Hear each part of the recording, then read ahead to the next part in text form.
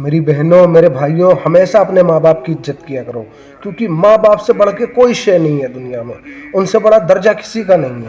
اللہ نے بہت بڑا درجہ ماں باپ کو عطا فرمایا ہے۔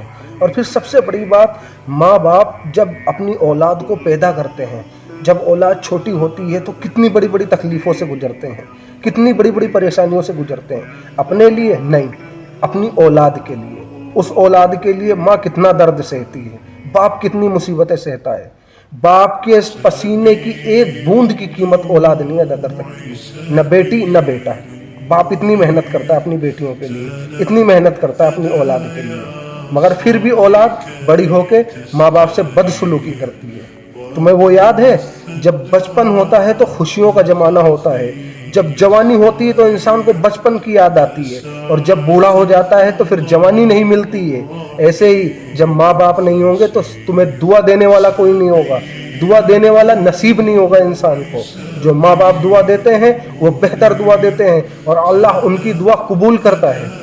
انسان آج کے دور میں دوسروں کو پیسے دے کے کہتا ہے کہ میرے لیے دعا کرنا، تم میرے لیے دعا کرنا، پیر بابا کے پاس، مزار کے پاس جا کے کہتا ہے تم میرے لیے دعا کرنا۔ اللہ نے ماں باپ کو جنت پوری گھر میں بیٹھا رکھی ہے۔ باپ جنت کا دروازہ، ماں جنت، پیروں میں جنت، اور پھر بھی انسان گمراہ ہے۔ کس لیے؟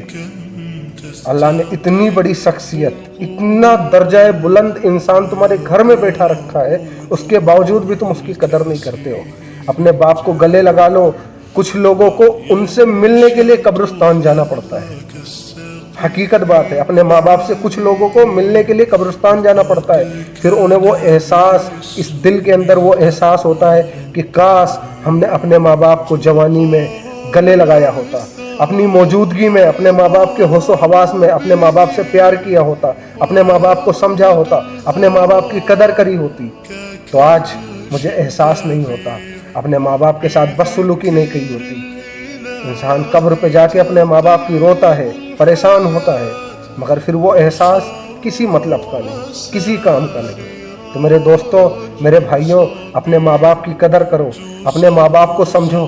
اللہ سبحانہ و تعالیٰ نے یہ فرمایا ہے قرآن مجید میں، کئی جگہ مرتبہ آیا ماں باپ کا، کئی جگہ ذکر اللہ نے ماں باپ کا کیا ہے۔ اور پھر سب سے بڑی بات یہ ہے کہ جو اولاد پیدا ہوتی ہے، کیا ساری زندگی وہ بچپن میں ہی گزارتی ہے؟ یہ ساری زندگی وہ جوانی میں گزارتی ہے؟ ساری زندگی بڑھاپے میں گزارتی ہے؟ اس کی شادی نہیں ہوگی، اس کی اولاد نہیں ہوگی، کیا وہ اپنی اولاد سے پیار نہیں کرے گا، اپنی بیٹی سے پیار نہیں کرے گا؟ بتاؤ، اپنی بیٹی ہوگی، اپنی اولاد ہوگی، اس سے بھی تو پیار کریں گے۔ اس سے تمہیں کس طریقے کا سلوک چاہیے، اس سے تمہیں کس طریقے کی محبت چاہیے؟ جیسے تم نے اپنے ماں باپ کے ساتھ کیا تھا ویسی محبت چاہیے، یا اس سے ہٹ کے چاہیے؟ تو جیسا اپنے ماں باپ کے ساتھ تم حسن سلوک کرو گے ویسا ہی تم پاؤ گے۔ اللہ شان و رب العزت سب کچھ دیکھتا ہے۔